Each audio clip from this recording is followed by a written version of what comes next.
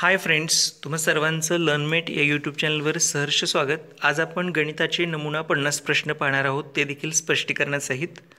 याचा उपयोग तुम्हाला TETच्या पेपरला, TIITच्या याशिवाय स्कॉलरशिपच्या किंवा अन्य स्पर्धा परीक्षांसाठी होणार आहे. तर आजचे जे 50 प्रश्न आहेत ते स्कॉलरशिपच्याच पेपरमधील आहेत, 5वीच्या. तर 12 ऑगस्टला येऊ घातलेल्या स्कॉलरशिप परीक्षेसाठी देखील त्याचा तुम्हाला उपयोग होईल. तर हे 50 जे प्रश्न आहेत ते प्रश्न क्रमांक 26 ते 75 या पद्धतीचे आहेत. तर आपण स्टार्ट करूया. 26वा जो प्रश्न आहे बघा, रोमन संख्या चिन्हानुसार m वजा d भागिले l बरोबर किती? या गणितामध्ये तुम्हाला दोन गोष्टी येणं अपेक्षित आहे. एक म्हणजे रोमन संख्या चिन्हाऐवजी तुम्हाला रेग्युलर आपले नंबर जे आहेत ते आले पाहिजेत. याशिवाय पदावली सोडवण्याचं कौशल्य तुमच्या अंगी पाहिजे. तर बघा, इथं आपण काय करूया, सुरुवातीला यमच्या ठिकाणी 1000, डीच्या ठिकाणी 500 आणि एलच्या ठिकाणी 50 या किमती भरून घेऊया. आणि मग पदावलीच्या नियमाप्रमाणेच वजाबाकीपूर्वी भागाकार होईल. 500 भागिले 50 केले तर 10 मिळतील. 1000 वजा 10 करून पाहिलं तर 990 म्हणजे पर्याय क्रमांक 4 येईल. बघा, पुढचा प्रश्न आहे, 65,500ला घेतलेली गाडी म्हणजे गाडीची खरेदी किंमत 65,500 घेतलेली गाडी 54,000ला विकली म्हणजे विक्री किंमत आहे 54,000. तर ती किती रुपये तोटा करून विकली किंवा या व्यवहारात किती रुपये तोटा झाला?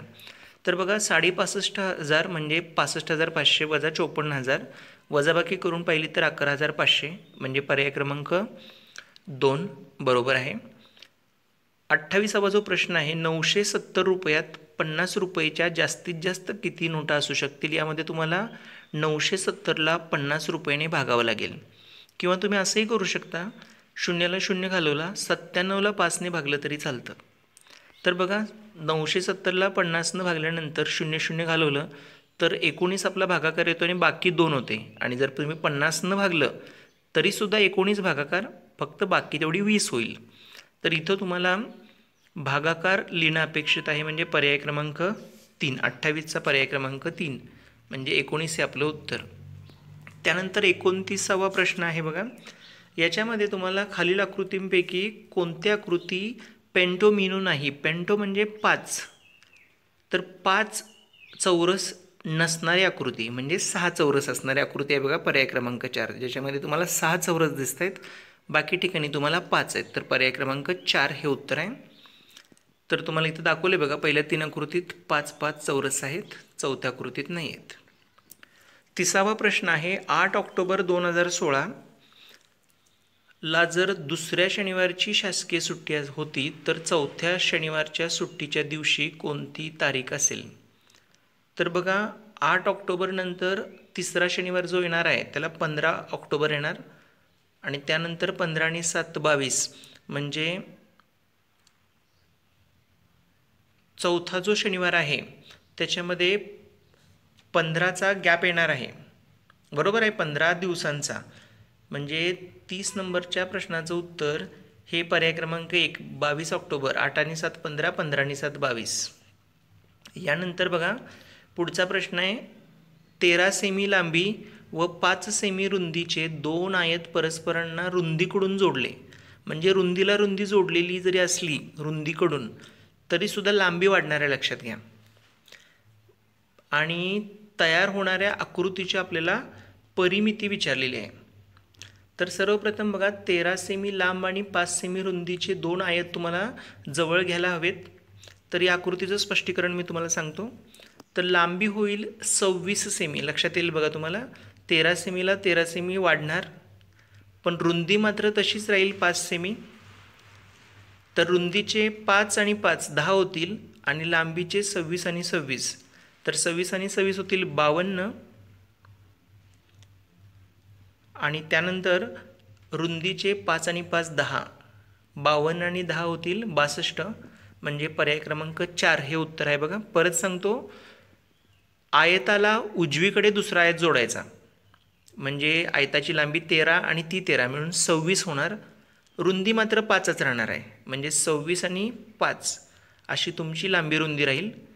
26 आणि 5 31 करून त्याची दुप्पट केली तरीसुद्धा तुम्हाला 62 उत्तर मिळेल, पर्याय क्रमांक 4. पुढचा प्रश्न आहे 32वा. याच्यामध्ये तुम्हाला कंस आधी सोडवावा लागेल. कंसामध्ये बेरीज वजाबाकी कोणतीही आधी सोडवली तरी चालेल आणि नंतर कंसाच्या उत्तरातून मग 4/7 वजा करावं लागेल. इथं तुम्हाला छेद समान आहे, ही चांगली गोष्ट आहे. आपण फक्त अंशाचं काम करत जाऊया. 15 आणि 6 होतील 21. 21 वजा 2 म्हणजे 19. 19/7 हे तुमचं कंसाचं उत्तर आलं. 19/7. 19मधून 4 वजा करायचे म्हणजे 15. 15/7 म्हणजे पर्याय क्रमांक 3 हे तुमचं 32चं उत्तर. त्यानंतर 32वेचं उत्तर बघा. 15/7 मी चुकून तिथं 1ला टिक केलेली आहे. पर्याय क्रमांक 3ला टिक पाहिजे. 33 बघा. बी गुणिले 1/8. बी गुणिले 1/8 गुणिले 8 लिहिले तर बीची किंमत विचारले. यामध्ये बघा भागाकारातले जे 8 आहेत ते गुणाकारात पाठवावे लागतील तुम्हाला उजवीकडे. म्हणजे बी गुणिले 1 राहील फक्त डावीकडे. तर बी 1 बी, बी बरोबर 64 उत्तर येईल म्हणजे पर्याय क्रमांक 3. यानंतर 34वा प्रश्न बघा. रावसाहेबांच्या बागेत विविध प्रकारची 2100 झाडे आहेत. त्यापैकी 25% झाडे आंब्याची, 20% झाडे नारळाची, 40% झाडे फणसाची आणि उरलेली झाडे ही सुपारीची आहेत. तर बघा 25, 20 आणि 40 यांची बेरीज केली तर जवळजवळ 85% झाडं आपली पूर्ण झालेली आहेत. उरलीत किती तर 15% सुपारीची झाडं आहेत. मग 2100च्या 15%, 2100च्या 15% म्हणजे पर्याय क्रमांक 3 315. आता 2100च्या 15% कसं काढायचं तर 2100 गुणिले 15/100. 2100मधल्या 2 शून्य 100च्या 2 शून्य जातील. 21 गुणिले 15 करून पाहिलं तर तुम्हाला 315 उत्तर येईल. त्यानंतर पुढचा प्रश्न आहे 35वा.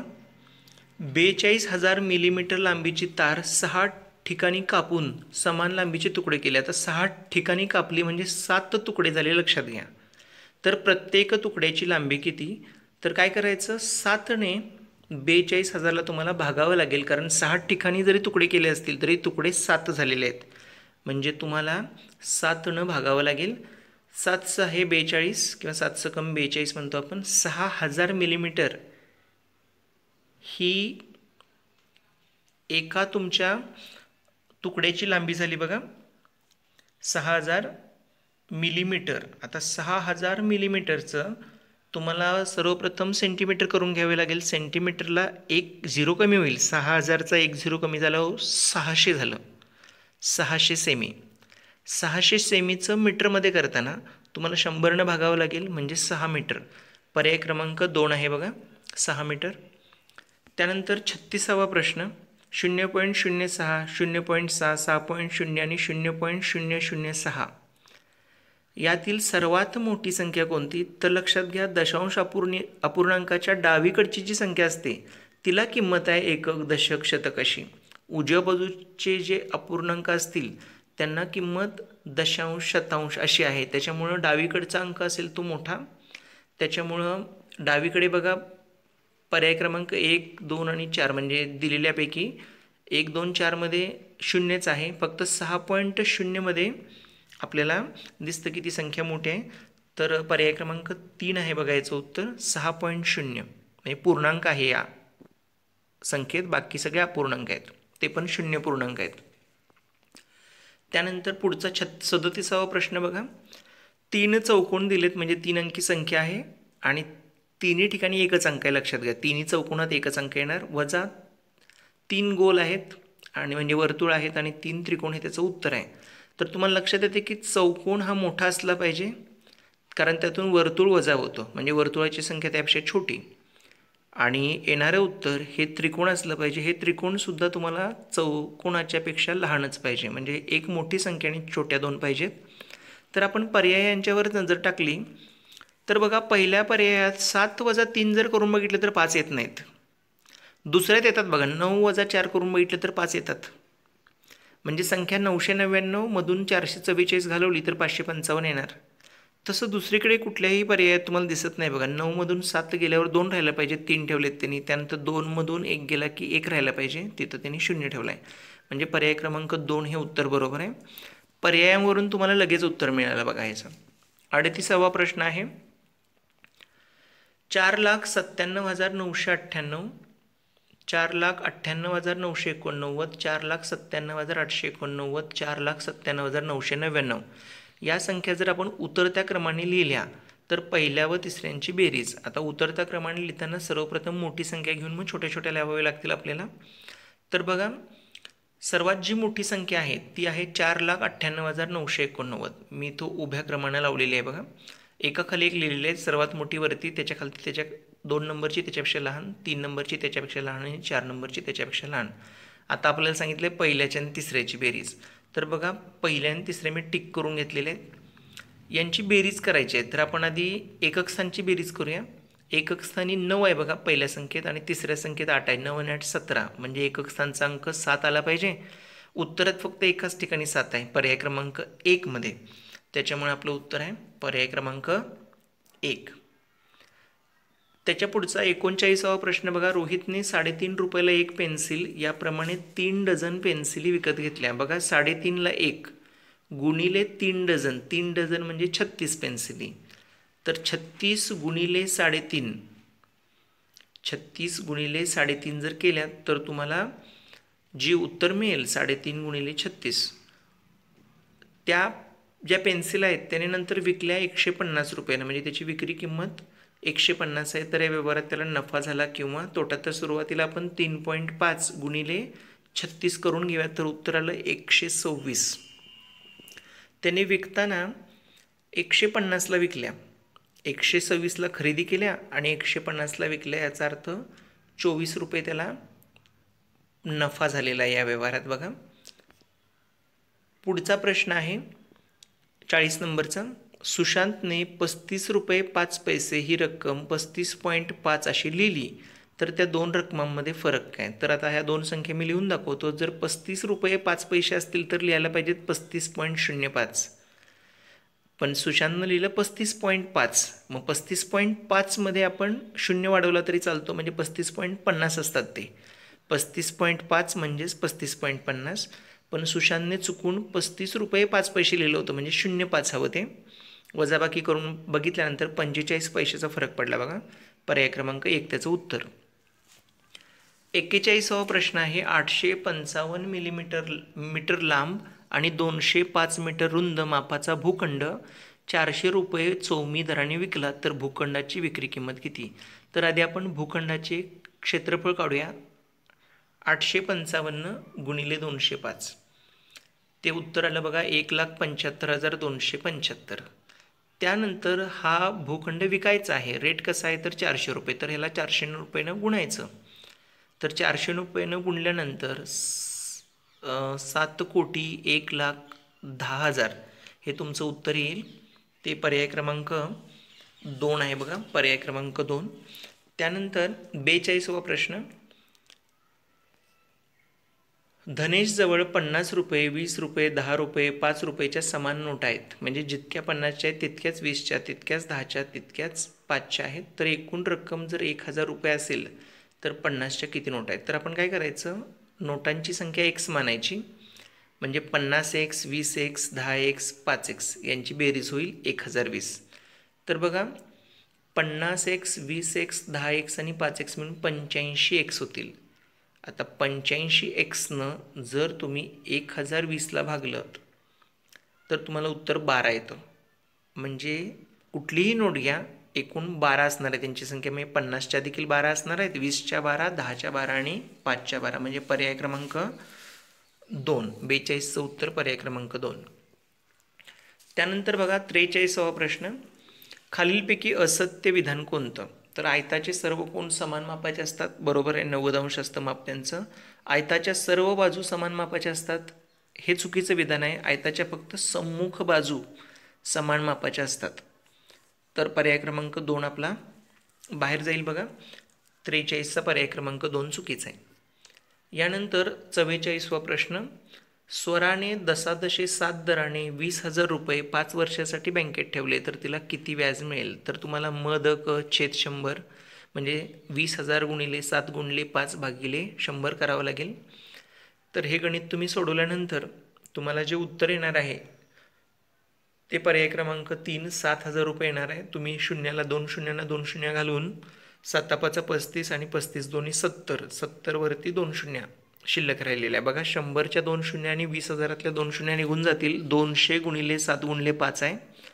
तर 7 गुणिले 5 आधी करून घ्यायचं. 7 5 35, 200 मधल्या 2 गुणायचं 35 दोन्ही 70 आणि मग 2 शून्य वाढवायच्या म्हणजे 7,000 हे तुमचं उत्तर पर्याय क्रमांक 3. त्यानंतर 45वा प्रश्न आहे बघा. नागपूर ते वर्धा आणि वर्धा ते नागपूर विना थांबा बसच्या दिवसभरात 4 फेऱ्या पूर्ण झाल्या. 4 फेऱ्या पूर्ण झाल्या म्हणजे नागपूरहून वर्धाला गेली आणि वर्धाहून पुन्हा आली तर तिला एक फेरी झाली म्हणतो आपण. मग आता तशा 4 फेऱ्या झाल्यात म्हणजे प्रवास 8 वेळा झाला असणार. जाणं येणं असं 8 वेळा घडलेलं असणार आहे, लक्षात घ्या. तर 8 वेळा प्रवास झाला आहे. बसमध्ये प्रत्येक वेळी 42 प्रवासी होते. आता प्रत्येकाकडनं तिकीट घेतलं असणार आहे. बसचं तिकीट आहे 85. तर बघा एका फेरीसाठी 85 गुणिले 42 एवढं रुपये त्या बसला मिळतील उत्पन्न. असल्या आपल्या झाल्यात 4 फेऱ्या म्हणजे 8 वेळा आपण फिरलोय, लक्षात घ्या. 4 फेऱ्या म्हणजे 8 वेळा येणं जाणं झालं आहे आपलं. येणं 1 वेळा, जाणं 1 वेळा, असं 8 वेळा. तर 4च्या ऐवजी इथं आपल्याला 8 गुणावं लागेल. ही गोष्ट लक्षात घ्या. 4 फेऱ्या पूर्ण करणं म्हणजे 8 वेळा रस्त्यावर येणं. तर 8 गुणिले 42 गुणिले 85 करावं लागेल आपल्याला. तर उत्तर येईल 28,560 पर्याय क्रमांक 3. यानंतर 46वा प्रश्न आहे बघा. 15,15,15 ही संख्या अंकात विचारले. तर बघा लाखाचा प्रश्नच नाही इथं. लाख संख्या नसल्या कारणानं पहिला पर्याय, तिसरा पर्याय निघून गेलेला आहे. फक्त दुसरा आणि चौथा पर्याय राहिला आहे. चौथ्या पर्यायात तुम्हाला शेवटी 1515 दिसतं बघा. 1515 म्हणजे 1515 म्हणजे चौथा पर्याय हा आपला बरोबर आहे. पर्याय क्रमांक 4. 46साठी पर्याय क्रमांक 4. यानंतर 47वा प्रश्न बघा. 42 दशकातून 10 एकक वजा केले त्यात किती दशक मिळवले असता उत्तर 500 येईल. बघा 42 दशकात 10 एकक वजा केले.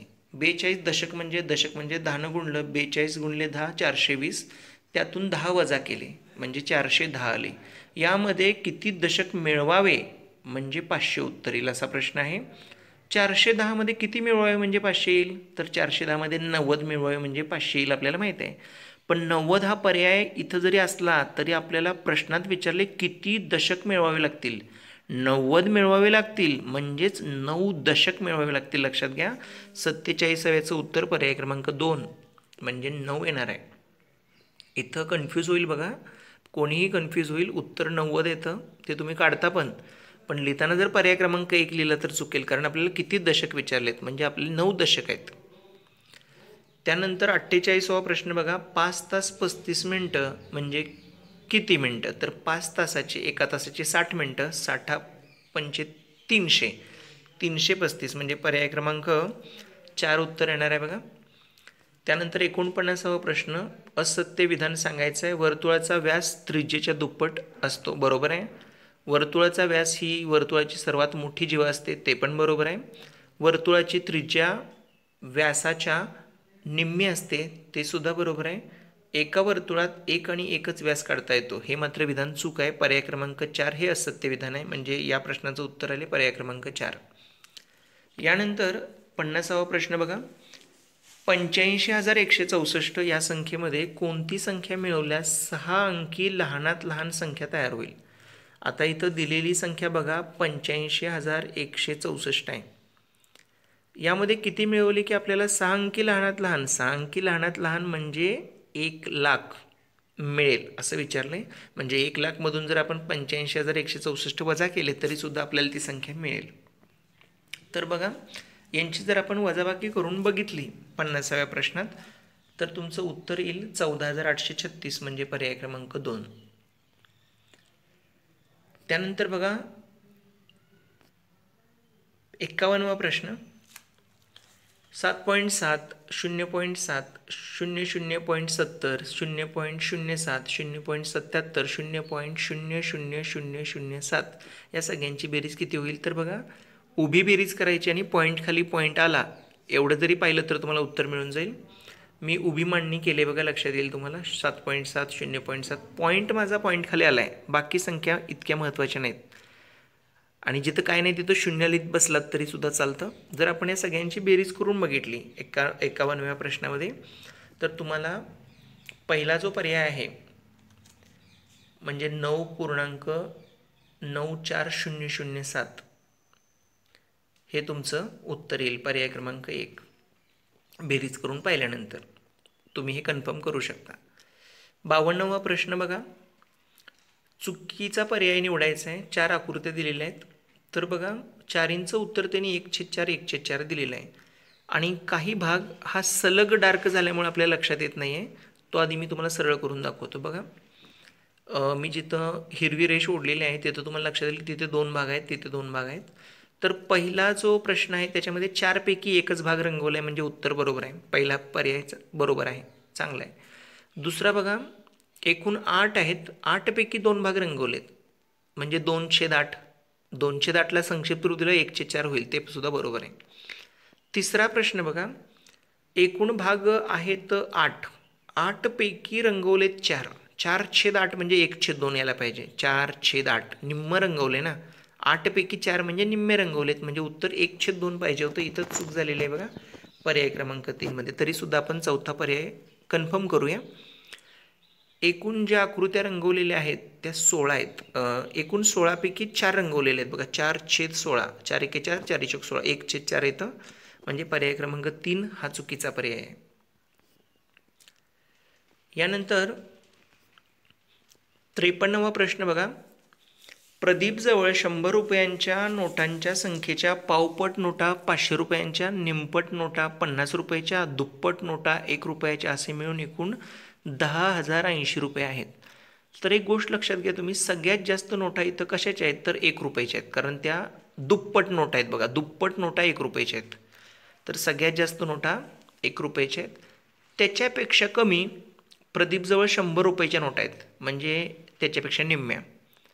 त्यानंतर 100 रुपयाच्या नोटापेक्षा पावपट नोटा 500 रुपयाच्या कमी आहेत. पावपट म्हणजे 4 पट कमी, लक्षात घ्या.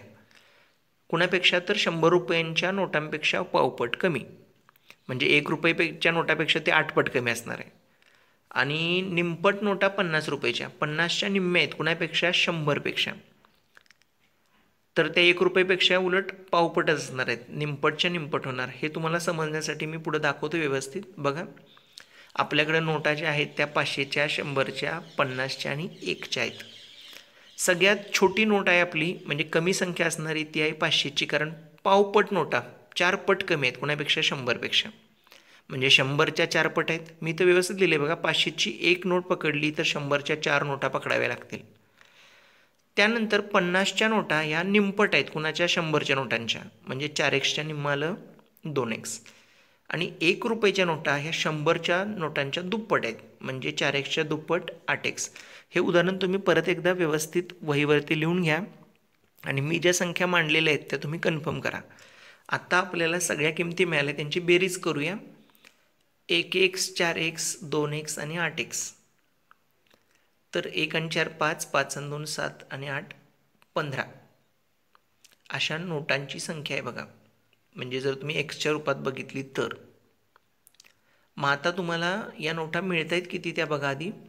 तर तुम्ही एकूण जी बेरीज करतात ती गुणाकाराच्या रूपात करायची आहे.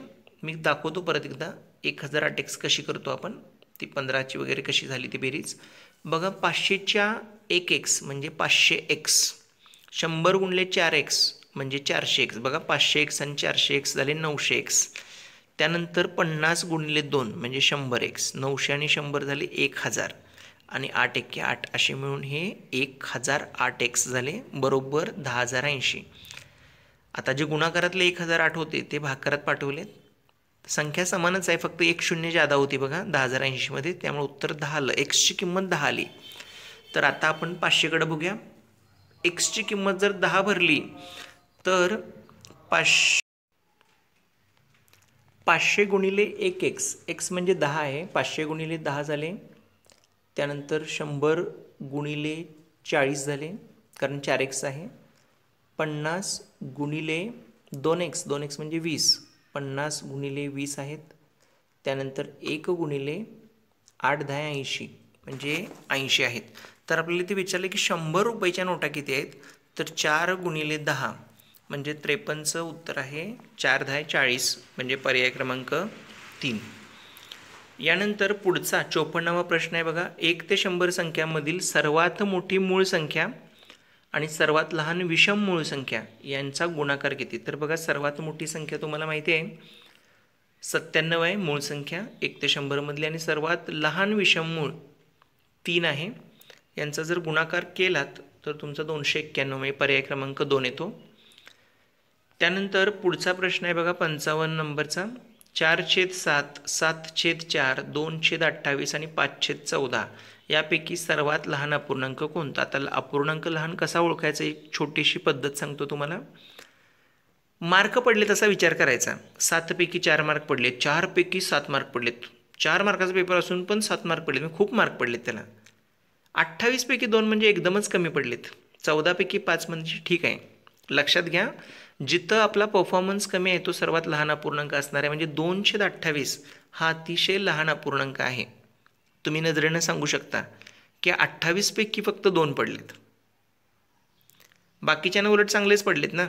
4 7 आणि 5 हे मार्क चांगलेच आहेत, उलट त्यांचा पेपर 7 मार्काचा 4 मार्काचा 14 मार्काचा होता असा विचार करा. किंवा तुम्ही 7 4 28 आणि 14 यांचा लसावी काढा 28 छेदाचा, प्रत्येकाचा छेद 28 करून घ्या आणि मग तुमचे जे अंश तयार होतील त्यांची तुलना करा, तरीसुद्धा तुम्हाला उत्तर हे पर्याय क्रमांक 3 2/28च येणार आहे. तुम्ही लसावी काढून सुद्धा बघू शकता, पण तुमचा खूप वेळ जाईल, त्यामुळे नजरेनं तुम्ही सांगू शकता. पेपरमध्ये पडलेले मार्क याचा परफॉर्मन्स बघायचा आणि ठरवायचा. 56वा प्रश्न बघा. 55वा जरा एक्सप्लेन करून सांगतोय परत एकदा, सॉरी. 7/4 हा अंशाधिक अपूर्णांक आहे तसा, म्हणजे 4 पैकी जास्तच पडलेत, बरोबर आहे. त्यानंतर उरलेले जे 3 आहेत त्यांचा जर तुम्ही विचार केलात तर सर्वात लहान 2/28च आहे. तुम्ही 28 छेद करू शकता. 4/7च्या वेळेला 7ला 4 गुणलं की 28 होईल, पण छेदाला 4 गुणलं की अंशाला सुद्धा 4 गुणावं लागेल, म्हणजे 16/28 होईल ते. 5/14चं छेद 28 करताना 14 2 28 2 गुणावं लागेल छेदाला, म्हणून अंशाला सुद्धा 2 म्हणजे ते 10/28 होतील. म्हणजे शेवटी 2/28 तुमचा पर्याय बरोबर येईल. 56वा प्रश्न बघा. 29/8 हा अपूर्णांक खालीलपैकी कोणत्या अपूर्णांकाचा सममूल्य अपूर्णांक नाही, म्हणजे हे उत्तर समान नाही आहे. तर आपण पर्याय बघूया. सर्वप्रथम आपण शेवटचा पर्याय बघूया, चौथा. 0ला 0 गेलं 29/8 राहिलं, म्हणजे सममूल्य अपूर्णांक आहे. त्यानंतर दुसरा पर्याय बघा. 58/16 याची निमपट केली, 58ची निम्म झालं 29, 16/8 ते सुद्धा आहे. पहिला बघा पर्याय 8×24 24 आणि 5 29 29/8 म्हणजे आहे. शेवटचा पर्याय तिसरा जो राहिलेला आहे तो नसणार आहे. 8×24 आणि 7 30 30/8 म्हणजे पर्याय क्रमांक 3 हे चुकीचं उत्तर आहे, म्हणजे सममूल्य अपूर्णांक नाही तो. 57वा प्रश्न बघा. गौरीने 14,500 रुपये घेतलेला TV 350 रुपये दुरुस्तीसाठी खर्च केला, म्हणजे 14,500ला घेतला, त्यात 350 म्हणजे 350 रुपये खर्च केला, म्हणजे तिला TV पडला कितीला, तर 14,850ला, आणि विकताना तिने 16,000ला विकला. तर नफा झालाय लक्षात येतोय, तो किती झाला विचारलाय. तर बघा TV पडला तिला 14,850ला आणि 16,000ला विकलाय. तर याची वजाबाकी करूया. 16,000मधून 14,850 घालवले तर तुम्हाला उत्तर येणार आहे 1,150, म्हणजे 57चं उत्तर येणार आहे पर्याय क्रमांक 3. यानंतर 58वा प्रश्न बघा. वरती एक आकृती दिली आहे तुम्हाला वर्तुळाची, आणि 2 बिंदू एकमेकांना जोडून जास्तीत जास्त किती रेषाखंड काढता येईल असा प्रश्न आहे. प्रश्न क्रमांक 58 बघा. तर इथं लक्षात घ्या, एकूण 5 बिंदू जरी असले तरीसुद्धा आपल्याला 2-2 बिंदू जोडायचे असल्या कारणानं, समजा पीने आपण सुरुवात केली तर PQ PM PN आणि PO म्हणजे 4च तयार होतील जोड्या पहिल्यांदा. नंतर एक एक जोडी कमी होईल, म्हणजे पहिल्यांदा 4 होतील, नंतर 3 होतील, नंतर 2 होईल, नंतर 1च. म्हणजे आपल्याला बेरीज करताना 4 3 2 1ची करावी लागेल. उत्तर येईल 10, पर्याय क्रमांक 3. त्यानंतर 59वा प्रश्न बघा, एक ग्रोस कागदापैकी 5 दस्ते कागद छपाईसाठी वापरले तर किती कागद शिल्लक राहिले?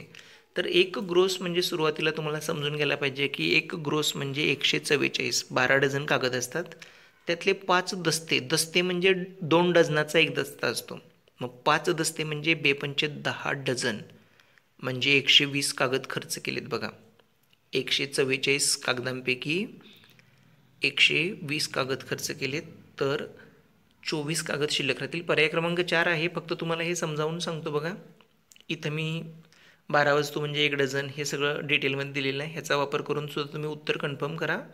उत्तर 24 आहे बघा, पर्याय क्रमांक 4. म्हणजे 144 वजा 120. त्यानंतर सायलीने मॅरेथॉनमध्ये 4 किमी अंतर 10 मिनिटात पूर्ण केलेलं आहे. तर 1 मिनिटात तिनं किती अंतर कापलं? तर भागावं लागेल 4 किलोमीटर भागिले 10. तर 4 किलोमीटरला 10 भागण्यापेक्षा आपण काय करूया, 4 किलोमीटर म्हणजे 4000 मीटर आहेत लक्षात घेऊया, आणि 4000ला 10 भागूया म्हणजे 400 मीटर राहील. लक्षात आलं का तुम्हाला? तर उत्तर येईल पर्याय क्रमांक 3, 400 मीटर. त्यानंतर बघा 61वा प्रश्न, इष्टिकाचितीची पृष्ठे आणि कडांची संख्या यांची बेरीज ही घनाच्या कडा आणि शिरोबिंदूंच्या संख्येच्या बेरजेपेक्षा कितीने कमी अथवा जास्त आहे? तर आपण आधी इष्टिकाचितीची पृष्ठे आणि कडा बघूया. तर बघा इष्टिकाचितीची पृष्ठे ही दोघांना समानच असणार आहेत. घनाला आणि इष्टिकाचितीला एकूण 6 पृष्ठे असणार आहेत, आणि कडा ज्या आहेत त्या एकूण 12 असतात.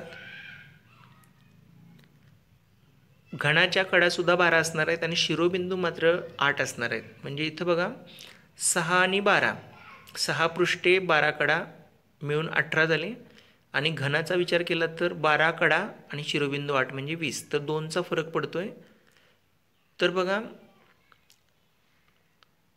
घनाच्या कडा व शिरोबिंदूची संख्येच्या बेरजेपेक्षा कितीने कमी अथवा जास्त आहे, म्हणजे घनापेक्षा कितीने जास्त किंवा कितीने कमी असं विचारले. म्हणजे घन सुरुवातीला बघायचं आणि त्या मानाने इष्टिकाचिती कशी आहे ते सांगायचं आहे. तर 2 कमी आहे बघा, इष्टिकाचिती ही 2ने कमी आहे. त्यानंतर बघा इथं 62वा जो प्रश्न आहे, याच्यामध्ये कोणती संख्या स्टार या चिन्हाच्या जागी येईल? म्हणजे 9ने निशेष भाग जातोय या संख्येला. 9, 6, स्टार, 5, 4 आणि स्टार. तर ती फुली जी आहे स्टार, त्या ठिकाणी कोणती संख्या येईल असं विचारले. तर 9ची कसोटी आपल्याला माहिती आहे की संख्यातील अंकांची बेरीज करून बघायची. अंकांची बेरजेला जर 9ने भाग गेला निशेष, तर या पूर्ण संख्येला 9ने भाग जाईल. तर आपण सुरुवातीला जे अंक दिलेत त्यांची बेरीज करूया. 6 आणि 5 11 आणि 4 13. बरोबर आहे. आता 13 बेरीज झालेली आहे. 6 आणि 5 11 आणि 4 15 बेरीज झालेले आहे, आणि 15 बेरजेच्या पुढचा 9ने भाग जाणारा अंक बघायचा. तर 9ने भाग जाईल अशी संख्या 18 येते, पण 15च्या पुढं 18 म्हणजे फक्त 3च घर आहेत, आणि 2 संख्यांची बेरीज, समान संख्यांची बेरीज 3 होत नाही, त्यामुळे 18 हा पर्याय आपण कॅन्सल करूया. पुढचा येईल तो 9 त्रिक 27. 27साठी आपल्याला 12 घरं लागतील, कारण 15 पण ऑलरेडी आहे, म्हणजे 12 लागेल, 12 संख्या लागेल. 12 म्हणजे 6 आणि 6. तर पर्याय क्रमांक 1 हा स्टारच्या जागी म्हणजे फुलीच्या जागी एकदम बरोबर फिट होईल बघा. तर इथं मी तुम्हाला पर्यायांचे डबल करून दाखवलेत. 6चा डबल 12, 8चा डबल 16, कारण 2 फुले आहेत. 7चा डबल 14, 9चा डबल 18. तर इथं बरोबर फिट आपल्याला होईल 12, कारण आपल्याकडे 15 आहेत. 15 आणि 12 27 होतील. 27ला 9ने फिट होईल. पण 12साठी म्हणजे 6 2 वेळा घ्यावे लागेल. पर्याय क्रमांक 1. तर पुढचा प्रश्न बघा आता. शबनमने तिच्याजवळ असलेल्या चॉकलेटपैकी 15% चॉकलेट जोसेफला दिले. जर तिने जोसेफला 30 चॉकलेट दिले असतील, आता 15% म्हणजे 30 आहे, म्हणजे दुप्पट आहे, लक्षात येते. टक्केवारीपेक्षा संख्या दुप्पट आहे. मग 100% पकडलं तर 200 रुपये होणार. बघा 15% जर उत्तर 30 येत असेल तर 100%चं उत्तर 200 येणार.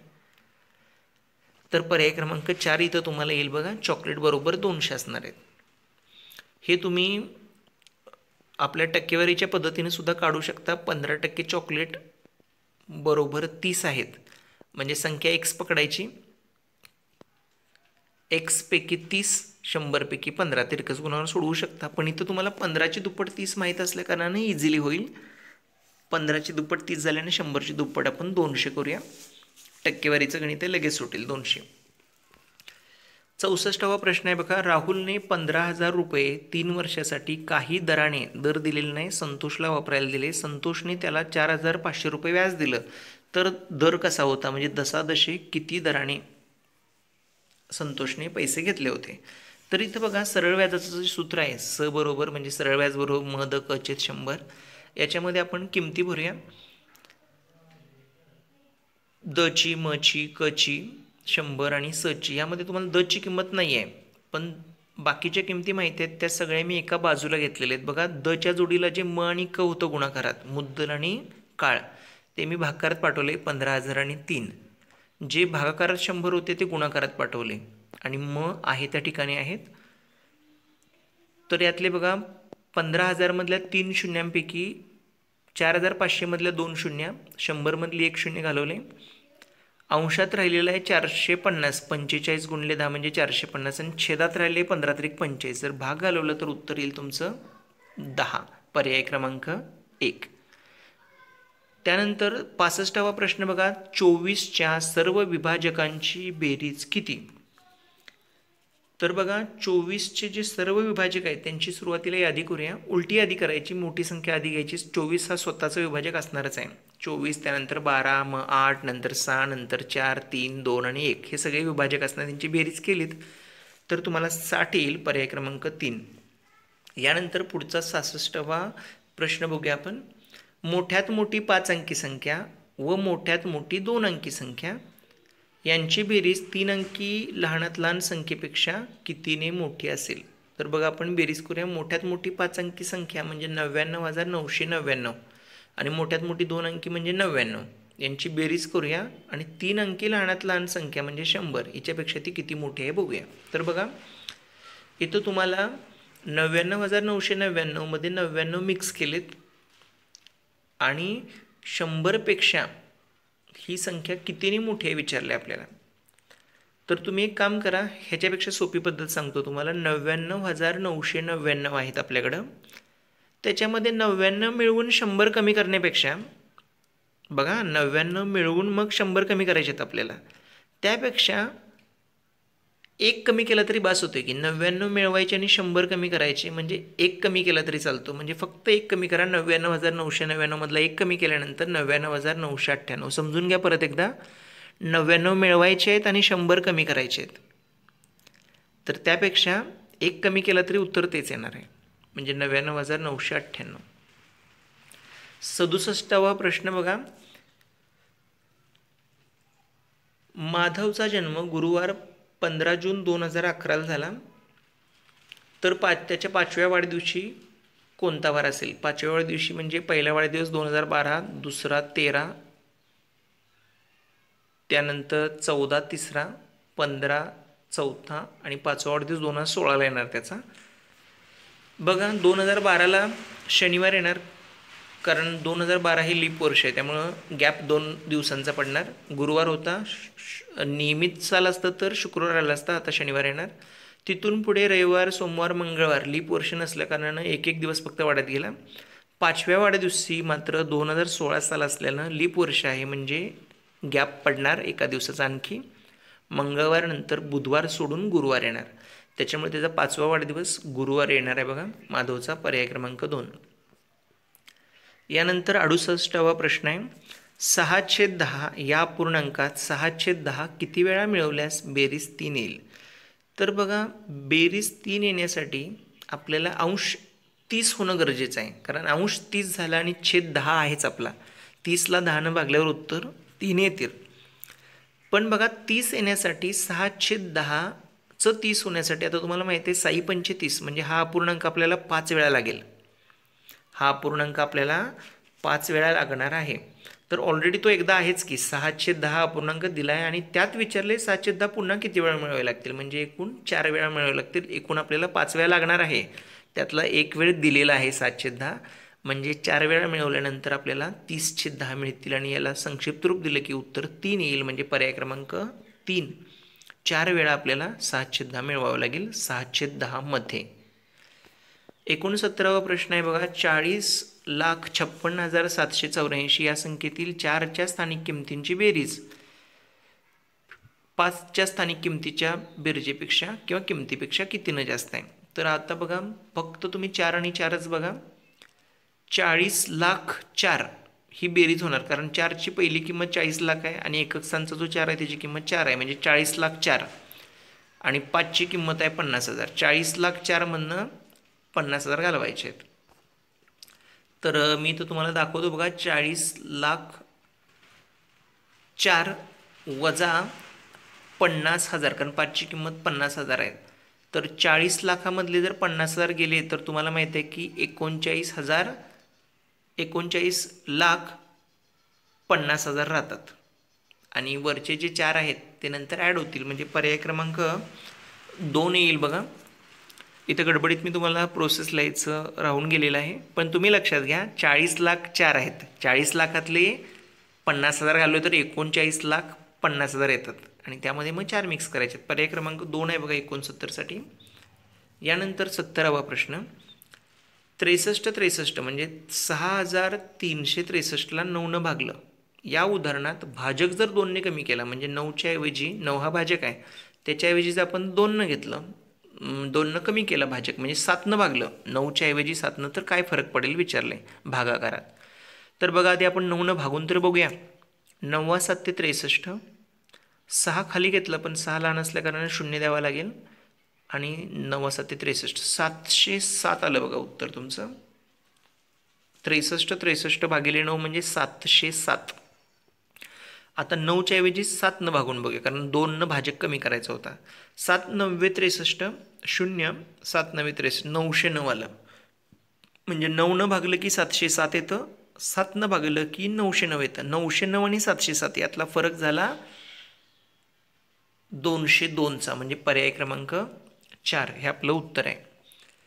71वा प्रश्न बघा. 5 6 7 8 9 हे अंक एकदाच वापरून अशी मोठ्यात मोठी 5 अंकी संख्या तयार करा की जिला 8ने निःशेष भाग जाईल. तर 8ची कसोटी काय आहे बघा. तर शेवटचे जे 3 अंक आहेत त्या 3 अंकांनी मिळून जी संख्या तयार होईल तिला जर 8ने भाग गेला तर पूर्ण संख्येला 8ने भाग जातो. त्याच्यापेक्षा सुद्धा सोपं आहे. आधी 4ची कसोटी पास होते का बघायची. 4ची कसोटी जर पास झाली शेवटचे 2 अंक तरच 8ची कसोटी पास होणार आहे. म्हणजे आधी आपण शेवटचे 2 अंक बघूया. तर बघा 56, फक्त 56 म्हणजे पर्याय क्रमांक 1 आणि 4, कारण 58 आणि 86ला काय भाग जात नाही 4ने, म्हणजे पर्याय क्रमांक 1 आणि 4 उरलेत. आता बघा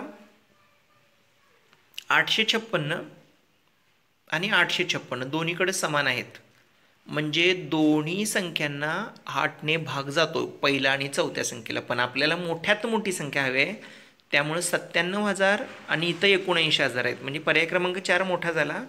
म्हणून 71ला तुम्ही पर्याय क्रमांक 4 हे उत्तर लिहायचं आहे.